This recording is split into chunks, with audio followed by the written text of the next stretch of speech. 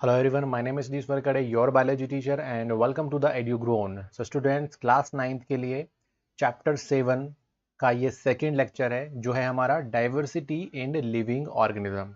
तो diversity and living organism का lecture first अगर आपने नहीं देखा है तो जाके देखिए, बहुत ही अच्छा और बहुत ही ईजी रहेगा। और इस वीडियो में, इस लेक्चर में हम बात करने वाले हैं इंट्रोडक्शन ऑफ क्लासिफिकेशन। थोड़ा सा क्लासिफिकेशन के बारे में समझेंगे कि आखिरकार ये जो क्लासिफिकेशन है ये कैसे किया गया है, ठीक है, और क्यों किया गया है। तो चलो बिना देर किए हम वीडियो स्टार्ट करते हैं। बट सबसे पहले आप चैनल को सब्सक्राइब जरूर कीजिए, वीडियो को लाइक करना ना भूलें। और अगर आपको नोट्स की रिक्वायरमेंट है तो हमारी website which is edugrown.in, description box में मैं आपको लिंक दे दूंगा, वहां जाके आपको नोट्स भी अवेलेबल हो जाएंगे। तो चलो बिना देर किए इस वीडियो को स्टार्ट करते हैं।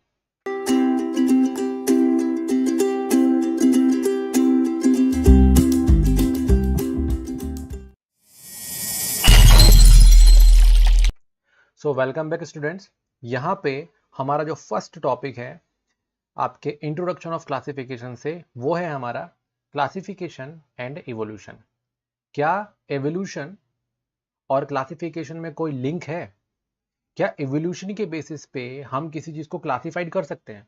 अब क्लासिफाइड का मतलब क्या हुआ? ये जो क्लासिफाइड हम लिख रहे हैं, ये क्लासिफाइड का मतलब क्या है? क्लासिफाइड का बहुत ही सिंपल मीनिंग है स्टूडेंट्स। क्लासिफाइड का मतलब होता है किसी ऑब्जेक्ट को, बहुत सारे ऑब्जेक्ट्स को एक स्पेसिफिक कैटेगरी में अरेंज कर देना, दैट इज कॉल्ड क्लासिफिकेशन। जैसे कि अगर मैं आपको बोलता हूं कि चलो ठीक है ये 10 पेन है, अब 10 पेन में आपको क्या करना है, रेड वाले अलग कर दो और ब्लू वाले अलग कर दो। तो आप क्या करोगे, 5 रेड पेन अलग कर दिए, 5 रेड पेन ब्लू पेन अलग कर दिए।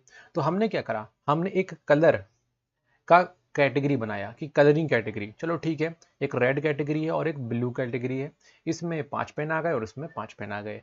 सेम एज इट इज हम क्या करते हैं, हमारे आसपास के जितने भी ऑर्गेनिज्म रहते हैं उनको हम इसी बेसिस पे क्या करेंगे, कैटेगराइज कर देंगे। तो दैट इज कॉल्ड क्लासिफिकेशन। तो क्लासिफिकेशन करने के ऐसे कौन कौन से बेसिस हैं? जैसे कि यहाँ पे बेस क्या दिया मैंने, कलर। बट अगर हम ऐसे अगर हम क्या करते हैं, ऐसे क्लासिफाइड करते हैं, तो क्या हमारे पास कोई बेसिस है? Yes, we have one important basis which is evolution. Evolution को देने का जो श्रेय है वो जाएगा इस साइंटिस्ट को, एंड ये रिस्पेक्टेड साइंटिस्ट हैं, चार्ल्स डार्विन। इनको हम डार्विन भी बोलते हैं। और ये जो डार्विन है, इन्होंने ही एवोल्यूशन को दिया था, एवोल्यूशन के बारे में फर्स्ट टाइम इन्होंने बताया था। तो स्टूडेंट्स, चार्ल्स डार्विन ने एक बुक लिखी थी 1859 में जिसका नाम था ऑरिजिन ऑफ स्पीसीज। क्या नाम था उसका? Origin of species. और उन्होंने इस बुक में एवोल्यूशन की थ्योरी दी थी। क्या दिया था? एवोल्यूशन की थ्योरी। इस थ्योरी के अनुसार उन्होंने बताया कि all organism have evolve from unicellular organism. और ये जो यूनिसेलुलर ऑर्गेनिज्म थे, ये थे सिंपल ऑर्गेनिज्म। कैसे ऑर्गेनिजम्स थे ये? Simple organisms. उन्होंने बताया, चार्ल्स डार्विन ने, कि जो यूनिसेलुलर ऑर्गेनिजम्स थे वो बाद में आगे चल के कॉम्प्लेक्स ऑर्गेनिज्म में कन्वर्ट हो गए। तो पुराना जो था बॉडी डिजाइन था वो एवोल्यूशन हुआ उसका, और उसकी एक एवोल्यूशनरी हिस्ट्री है। मतलब इसके बाद इस तरीके से चेंजेस आए, फिर इसके बाद इसमें इसमें ये चेंजेस आए, तो ऐसे चेंजेस आते आते आते एवोल्यूशन हो गया। तो एवोल्यूशन बेसिकली क्या है? एवोल्यूशन है बेसिकली चेंज। ऑर्गेनिज्म में जो चेंज हो रहे हैं एनवायरनमेंट के कारण, दैट इज एवोल्यूशन। ओके, तो एवोल्यूशन में बॉडी डिजाइन जो होती है, प्रिमिटिव बॉडी डिजाइन, वो क्या होती है, कॉम्प्लेक्स बनती जाती है। तो हम यहाँ पे एक और पॉइंट लिख सकते हैं, simple body design evolve into more complex design. जैसे कि हमारी बॉडी डिजाइन बहुत ही कॉम्प्लेक्स बॉडी डिजाइन में आती है, जबकि जो सिंगल ऑर्गेनिजम्स होते हैं उनकी बॉडी डिजाइन बहुत ही सिंपल, हम बोलते हैं। सो कंटिन्यूसली चेंजेस के कारण क्या होता है, अब हम देख रहे हैं कि हमारे जितने भी आसपास ऑर्गेनिज्म है उनमें बहुत ही ज्यादा डिफरेंसेस देखने को हमको मिलता है। So because of evolution the different organism huge diversity found in life form में हमको बहुत ही ज्यादा डाइवर्सिटी देखने को मिल रही है बिकॉज ऑफ एवोल्यूशन। तो एवोल्यूशन को पढ़ के हमको कुछ चीज़ें समझ में आती है, जैसे कि ऑल ऑर्गेनिजम्स आर रिलेटेड, सभी ऑर्गेनिजम्स कैसे हैं, एक दूसरे से रिलेटेड करते हैं, एक दूसरे से संबंध रखते हैं। बट क्यों बोल रहा हूँ मैं, बिकॉज इनके एंसिस्टर्स कैसे हैं, कॉमन है। इनके एंसिस्टर्स कैसे हैं, कॉमन है। क्योंकि जैसे कि अगर हमारी बॉडी डिज़ाइन की बात करें, चिंपांजी के बॉडी डिज़ाइन की बात करें, तो दोनों में काफ़ी सिमिलैरिटीज़ है। क्यों? क्योंकि हमारे जो एंसिस्टर्स थे, हमारे जो पूर्वज थे, वो कैसे थे, सिमिलर। एंसिस्टर का मतलब होता है पूर्वज। देन यहाँ पे एक और पॉइंट हमको समझ में आता है कि जो ये एवोल्यूशनरी रिलेशनशिप है, this is the basis of the classification of organism. Organism को क्लासिफाइड करने का एक बहुत ही इंपॉर्टेंट बेसिस है ये एवोल्यूशन। ओके, तो चलो अब हम थोड़ा सा समझते हैं नेक्स्ट टॉपिक को, which is the hierarchy of classification group. जब हम क्या करेंगे, क्लासिफिकेशन करेंगे ऑर्गेनिज्म को, तो हमको कितने ग्रुप में डिवाइड करना चाहिए ताकि हमको एक बेटर क्लासिफिकेशन मिल पाए। तो सबसे पहले इसके बारे में सोचा साइंटिस्ट ने, और जो साइंटिस्ट कौन थे, वो थे कैरोलस लीनियस। कैरोलस लीनियस थे, उन्होंने एक वर्ड यूज किया जिसको हम बोलते हैं किंगडम। किंगडम जो था वो एक स्पेसिफिक कैटेगरी थी, और जो कि बहुत ही ब्रॉड कैटेगरी थी। कैसी थी, बहुत ही ब्रॉड कैटेगरी।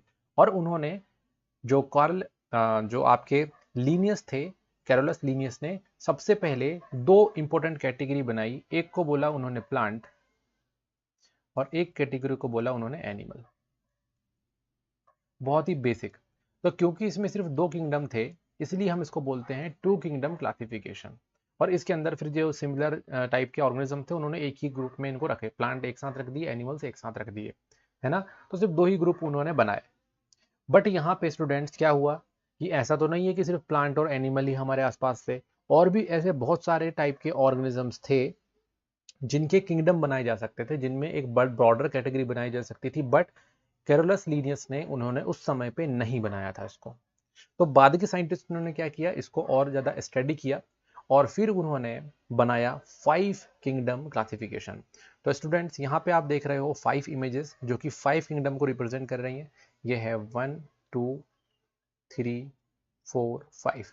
तो 5 किंगडम क्लासिफिकेशन जो था वो आया, और 5 किंगडम क्लासिफिकेशन जो था वो दिया था रॉबर्ट विटेकर ने 1959 में। 1959 में रॉबर्ट विटेकर आए, और रॉबर्ट विटेकर ने 5 किंगडम क्लासिफिकेशन दिया। 5 किंगडम इसलिए क्योंकि इन्होंने 5 मेन ग्रुप में, यानी किंगडम में सारे ऑर्गेनिजम्स को बांटा। सबसे पहले उन्होंने बोला ये सिंपल ऑर्गेनिजम्स, फिर थोड़े कॉम्प्लेक्स ऑर्गेनिज्म, फिर और कॉम्प्लेक्स ऑर्गेनिज्म, फिर और कॉम्प्लेक्स ऑर्गेनिज्म, फिर सबसे कॉम्प्लेक्स ऑर्गेनिज्म। तो इस तरीके से कॉम्प्लेक्सिटी को उन्होंने इंक्रीज करते चले गए। उन्होंने जो सबसे सिंपल ऑर्गेनिज्म थे उनको बोला उन्होंने मोनेरा। क्या बोला उसको, मोनेरा। तो these are the monerans, that means monera kingdom के ये ऑर्गेनिजम्स हैं। दूसरा नाम दिया उन्होंने प्रोटिस्टा। ये है प्रोटिस्टा। प्रोटिस्टा जो थे उनके सेल में थोड़ा सा स्ट्रक्चर कैसा था, कॉम्प्लेक्स था। स्टूडेंट्स यहाँ पे मोनेरा जो होते हैं वो सिंगल सेल होते हैं। क्या होते हैं ये, सिंगल सेल होते हैं। प्रोटिस्टा भी क्या होते हैं, सिंगल सेल होते हैं। एक ही सेल रहती है इनके ऑर्गेनिज्म में। बट एक ऑर्गेनिज्म के कारण भी ये क्या करते हैं, ये इनका ऑर्गेनिज्म में सेल तो एक ही है, बट अपनी पूरी लाइफ ये इसी सेल से ही क्या करते हैं, अपने आप को बढ़ाते चले जाते हैं। तो ये सिंगल सेल है। बट यहाँ पे मोनेरा और प्रोटिस्टा में डिफरेंट है, और वो है सेल टाइप का। क्या, सेल टाइप। दोनों में अलग अलग टाइप के सेल्स मिलते हैं। जैसे मोनेरा में मिलता जो सेल है वो है प्रोकैरियोटिक सेल, और प्रोटिस्टा में जो मिलता है वो होता है यूकैरियोटिक सेल। तो आप देख पा रहे हो कि जो यूकैरियोटिक और प्रोकैरियोटिक सेल, या फिर मोनेरा और प्रोटिस्टा में आप देखोगे डिफरेंस है। ये थोड़ा सा सिंपल सेल्स हैं, देखो बहुत सारी सेल्स यहाँ पर हैं, माइक्रोस्कोपिक इमेज है। और यहाँ पे आप देखोगे थोड़ा सा कॉम्प्लेक्स है, इसके अंदर ऑर्गेनल्स भी आपको प्रॉपरली दिखाई दे रहे हैं सेल के अंदर के। वही इन दोनों के बाद उन्होंने फंजी तीसरा दिया। ये देखो यहाँ पे, ये जो है फंजी, जो एक पेड़ पे लगे हुए हैं, है ना। मशरूम जिनको हम बोलते हैं, मशरूम एक टाइप की फंजी है। और इसके अलावा आप किस ब्रेड को कहीं पटक दोगे तो कुछ दिनों बाद नमी उसमें पड़ेगी, और फिर उसमें से भी फंजी जो है, या फिर फंजाई जो है, वो क्या करेंगे, ग्रो कर जाएंगे। तो इस तरीके से हमको देखने को मिलता है। वही अगला जो क्लासिफिकेशन जो था उन्होंने ग्रुप बनाया था वो था प्लांट, और अगला था उसके बाद एनिमेलिया। तो प्लांट को प्लांटी और एनिमल्स को एनिमेलिया। तो इस तरीके से 5 ग्रुप उन्होंने बनाए, 5 कैटेगरीज उन्होंने बनाए जो कि ब्रॉडर कैटेगरी थी। सभी के सभी हैं यहाँ पे किंगडम्स। तो 5 किंगडम्स उन्होंने बताए, उनकी कॉम्प्लेक्सिटी के उनके उनके कॉम्प्लेक्सिटी के बेसिस पे, उनके सेल के स्ट्रक्चर के बेसिस पे, ये उसके खाने के बेसिस पे कि कैसे खाते हैं, खुद खाना बनाते हैं या फिर दूसरों पर डिपेंड रहते हैं, इनके बेसिस पे रॉबर्ट विटेकर ने बहुत ही एडवांस क्लासिफिकेशन सिस्टम दिया। बट इनके क्लासिफिकेशन सिस्टम में भी एक छोटा सा प्रॉब्लम था जिसको कवर किया अगले साइंटिस्ट ने, जो कि हैं कौन, कार्ल वॉइसे। तो कार्ल वॉइसे ने उन्होंने क्या किया कि उन्होंने देखा कि मोनेरन्स जो हैं, यानी कि मोनेरा, उस किंगडम के जो जो आपके ऑर्गेनिजम्स हैं उनमें थोड़ा सा डिफरेंस ज़्यादा है। तो उन्होंने क्या किया, मोनेरा को 2 पार्ट में डिवाइड कर दिया। एक को बोला उन्होंने आर्किया और दूसरे को बोला उन्होंने यूबैक्टीरिया। दोनों ही प्रोकैरियोटिक सेल्स हैं, बट जो आर्किया होते हैं वो बहुत ही एक्सट्रीम कंडीशन में, बहुत ही हार्श कंडीशन में भी सस्टेन करते हैं। तो इसलिए उन टाइप के बैक्टीरिया जो आर्किया होते हैं उनको हम बोलते हैं एक्सट्रीमोफाइल्स। एक्सट्रीम कंडीशन में जिंदा रहने वाले सिंपल ऑर्गेनिजम्स, उनको हम बोलते हैं आर्किया। वही यू बैक्टीरिया जो रहते हैं वह एक्चुअल में ट्रू बैक्टीरिया है।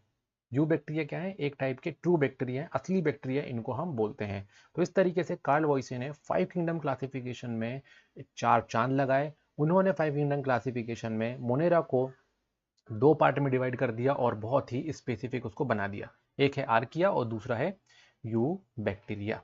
अब हम बात करेंगे यहाँ पे, जो आर्किया और यू बैक्टीरिया थे उनको हम बोलते हैं एक्सट्रीमोफाइल्स और ट्रू बैक्टीरिया। देन अगर हम बात करें कि किंगडम के अलावा, ये किंगडम तो क्या है, एक ब्रॉड कैटेगरी, एक ब्रॉड कैटेगरी, एक बहुत बड़ी कैटेगरी जिसमें कितने किंगडम्स अभी हमने स्टडी किए, 5 है ना। बेसिक किंगडम्स जो है वो कितने हैं, 5 हैं। फिर मोनेरा को 2 पार्ट में डिवाइड किया गया है, ठीक है। तो वो एक होगा तो 6 एक हमारा एडिशनल किंगडम निकल जाएगा। बट हम यहाँ पे विटेकर किंगडम को स्टडी करेंगे, इसीलिए विटेकर किंगडम क्या होता है, 5 किंगडम क्लासिफिकेशन उन्होंने दिया था, इसलिए हम यहाँ पे 5 किंगडम मान के चलेंगे। तो अब ये किंगडम जो होते हैं इनको क्लासिफिकेशन करने के लिए हमने लेवल बनाए। साइंटिस्ट ने क्या किया, थोड़ा सा और इसको स्पेसिफाई करने के लिए इसके लेवल्स बनाए। उन्होंने बोला कि किंगडम जो है वो तो हो गई सबसे ब्रॉड कैटेगरी, और किंगडम के अंदर जो ऑर्गेनिज्म रहेंगे उनको कैसे करेंगे, तो उन्होंने 5 किंगडम दे दिए। और फिर हर किंगडम के अंदर उन्होंने क्या बनाए, फाइलम। क्या बनाया उन्होंने, फाइलम। तो किंगडम है ये, किंगडम के अंदर क्या बनाया उन्होंने, फाइलम्स, है ना। अब फाइलम का एक और नाम है जिसको हम क्या बोलते हैं, डिवीजन। ये वही लेवल है, सेम लेवल। डिवीजन जो होता है वो हम प्लांट के लिए डिवीजन वर्ड का यूज करते हैं और एनिमल के लिए हम फाइलम को यूज करते हैं, बाकी दोनों एक ही लेवल है।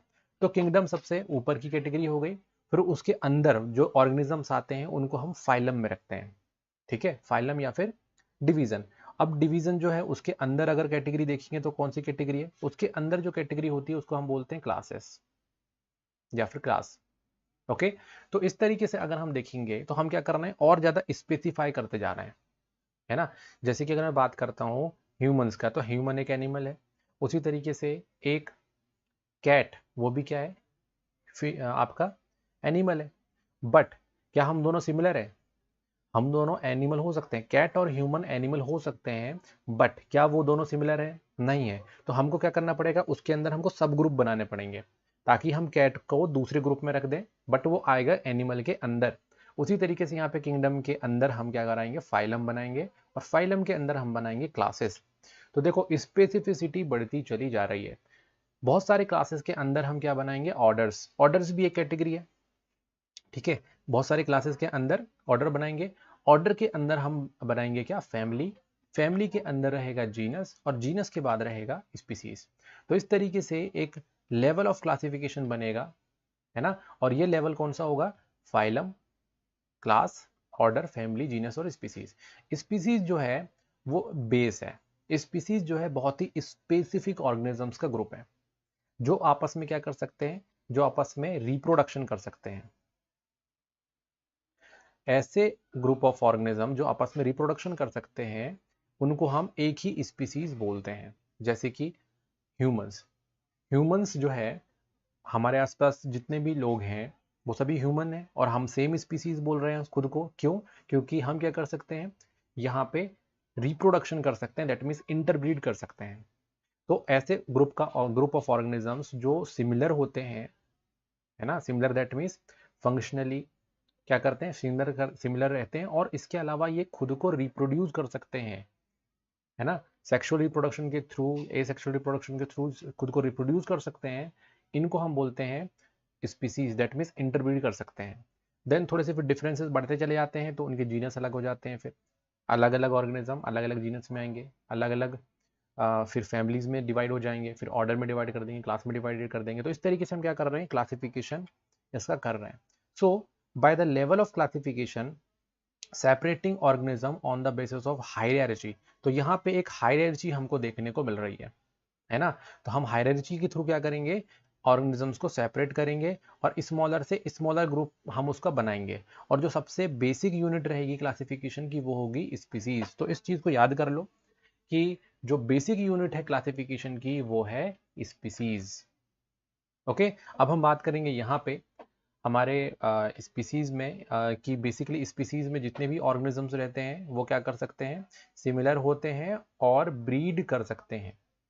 ओके, आपस में क्या कर सकते हैं, ब्रीडिंग कर सकते हैं। अब हम यहाँ पे बात करेंगे विटेकर क्लासिफिकेशन की। जो विटेकर साइंटिस्ट हैं उन्होंने 5 किंगडम क्लासिफिकेशन दिया था। तो थोड़ा सा कैरेक्टरिस्टिक के बारे में भी देख लेते हैं। वॉइसे ने इसको क्या किया था, 2 पार्ट में और बना दिया था, है ना। तो बेसिकली जो नीचे के जो 2 ग्रुप हैं ये थे क्या, मोनेरा। अभी अभी आपको मैंने बताया था ये मोनेरा है। मोनेरा जो थे बाद में कार्ल वॉइसे ने 2 पार्ट में डिवाइड कर दिया था, यू बैक्टीरिया और आर्की बैक्टीरिया। यू बैक्टीरिया और आर्की बैक्टीरिया दोनों ही सिंपल प्रोकैरियोटिक यूनिसेलुलर सेल्स होते हैं, ठीक है। सिर्फ ये है कि यू बैक्टीरिया एक्सट्रीम कंडीशन में रहेंगे, sorry, Archie bacteria extreme condition में रहेंगे और यू बैक्टीरिया जो रहेगा वो ट्रू बैक्टीरिया उसको हम बोलते हैं। तो ये यूनिसेलुलर है, यानी कि एक सिंगल सेल से मिलकर बने होते हैं। क्या होते हैं ये, सिंगल सेल से मिलकर बने होते हैं। और सेल कैसा होता है, प्रोकैरियोटिक टाइप का होता है।